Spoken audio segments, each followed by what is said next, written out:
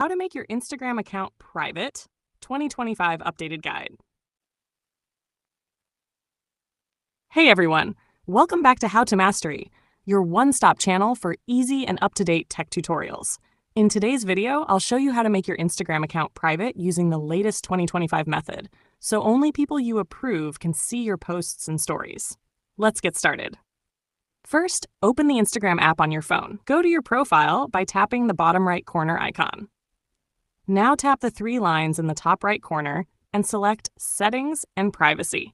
Scroll down to the Who Can See Your Content section. Here, tap on Account Privacy. You'll see an option that says Private Account. Simply toggle the switch on to turn your account private. Once activated, only your followers will be able to see your photos, videos, and stories. New people who want to follow you will have to send a follow request, which you can approve or deny. If you ever want to switch back, you can turn off the private account option anytime. And that's it.